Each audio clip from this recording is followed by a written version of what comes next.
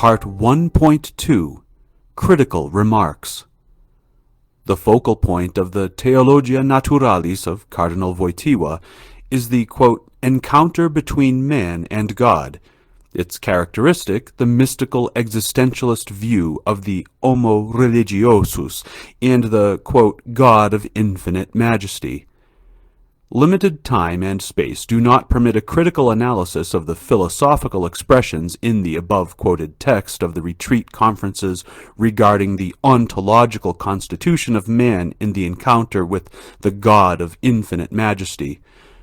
Footnote: that could only be conducted in a more complete study of the writings on philosophical ethics by Cardinal Wojtyła, for example, the Lublin Lectures, Love and Responsibility, Primacy of the Spirit, The Acting Person. Characteristic of all these essays is the lack of true ontology. End footnote.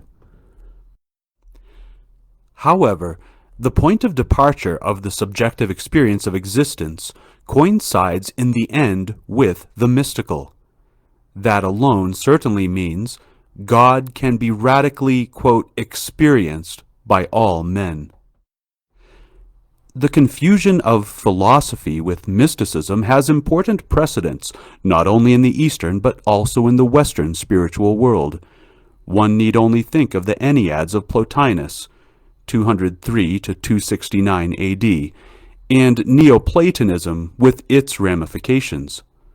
For a deeper understanding of the learned Professor Karl Wojtyła, the influences of phenomenologist Max Scheler and mystic John of the Cross are informative.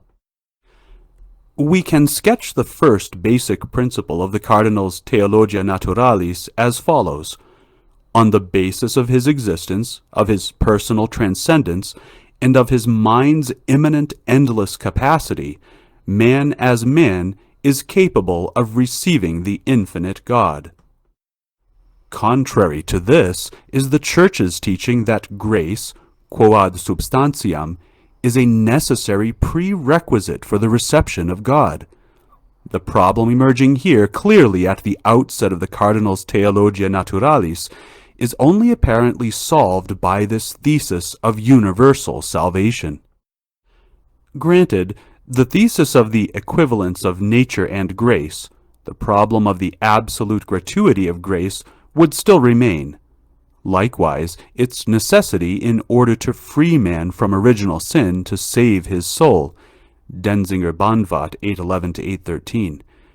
The existentialist point of departure from being as existence, from within and from the inmost depths of man, evidently locks up the subject within himself, while excluding any ontological foundation for a Theologia Naturalis in a trans-subjective object. See St. Paul in Romans 1:19, and the 5 Ways of St. Thomas. Naturally, both are aware of proofs of God's existence from the inner voice of conscience. The Cardinal's second basic principle can be summarized as follows. The God whom man encounters is the God of infinite majesty, whom the Holy Scriptures and the Church recognize as thrice holy. However, a glance at the book of the prophet Isaiah 6:1 suffices to expose this error. The thrice holy God is no super-God, to whom every man turns in like manner, whether Jew, Christian, Muslim, or Buddhist. He is no Deus Maior Deo, as a prototype for all religions, but the exact opposite. In Isaiah 6, Yahweh is precisely the God of the people of the covenant, who revealed himself in history as the one and true, therefore jealous, God. In the zeal of Yahweh for his unrivaled supremacy, the most personal revelation of his essence was brought to light. The God of biblical revelation is not inclined to divide his unique claim to respect and love with any divine power. His jealous holiness is bitterly intolerant.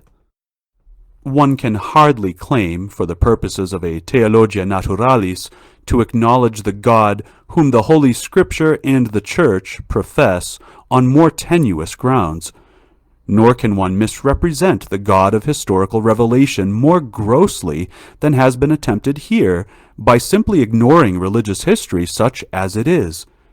Instead, the God of historical revelation, a philosophical abstraction, emerges, and this, as such, is common to all men and religions. The total abstraction from history in the Cardinal's Theologia Naturalis can be accomplished only through the constant recourse to inwardness, to the subjectivity and to mysticism. Thus, everything rests on the super-empirical point in the transcendental encounter or mystical union of man with God.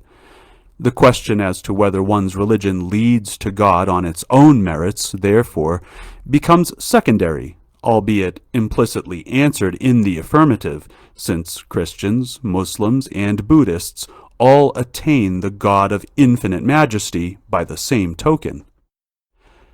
The transcendental encounter, which comes to pass in the personal transcendence of man and the absolute transcendence of an abstract God, and hence, by definition, beyond, quote, the whole of creation, space, and time, end quote, and beyond all things visible and comprehensible, escapes logically every philosophical judgment.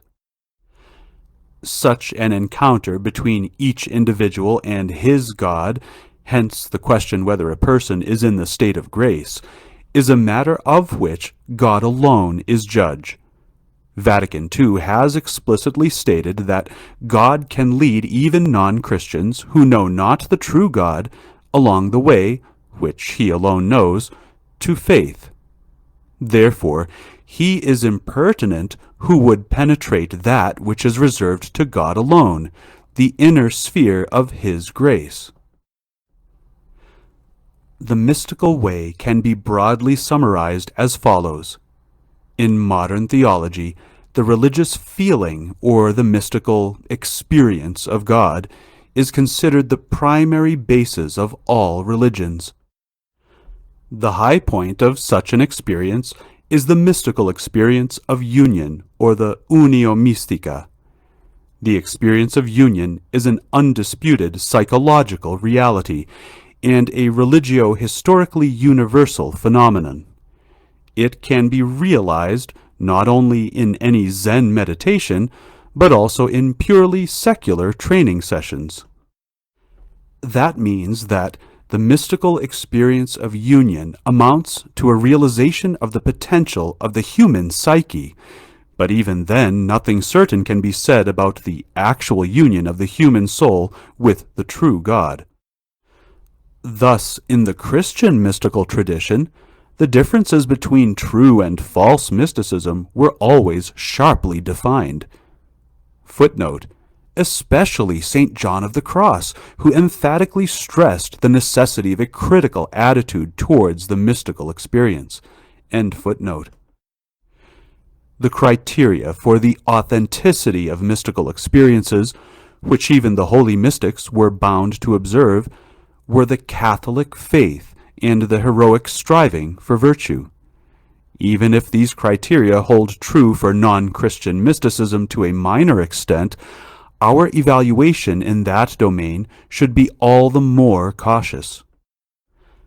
Cardinal Wojtyła associates the dark night of the atheists with the dark night of the spirit and the senses, according to St. John of the Cross. Yet he neglects an essential difference. In the dark night of the holy mystic, his faith has to overcome, as it were, its trial by fire, whereas faith is wanting in the atheist. The foundation of Christian existence is the faith, which is also the root of Christian mysticism. The thesis that the divine transcendence or the mystical experience of union can so easily account for the, quote, living union between God and the spirit of man is simply unfounded. The Cardinal's thesis, quote, The Church of the living God gathers together all men who in one way or another share in this marvelous transcendence of the human spirit," end quote, leads immediately to the Theologia Revelata, to the Cardinal's theology, strictly speaking. Since transcendence is an ontological determination of the human person, it follows that all men, the whole of humanity, belong to the, quote, Church of the living God. Quote, "The Church of our day has become particularly conscious of this truth," end quote. The Cardinal's following statement is dramatic. In light of this newly discovered, quote, truth, surely not revelation, the Church has, quote, redefined her own nature at the Second Vatican Council. The redefinition of the Church's nature is an act of fundamental dogmatic importance. It must be asked, is the redefinition of the Church's essence compatible with that preceding the Council? Is the, quote, Church of our day, which has visibly manifested her new essence in Assisi before everyone, still essentially the same as the Church of all time? The Theologia Naturalis Religionum coincides radically with the Theologia Revelata. There exists a mysterious unity of all men in the, quote, Church of the living God, and the, quote, Church of our day, whose essence Vatican II has newly defined. If that be the case, then the Council's much-quoted statement that the Church is the, quote, universal sacrament of salvation acquires a very special meaning. The Church becomes the visible sign of universal salvation. Then, the Church's mission would be simply to acquaint humanity with the mystery of its hidden Christian existence, and to make man fully conscious of his existential grandeur. Consciousness, then, would be the deciding factor. Faith, baptism, and the Church would have no major importance in salvation.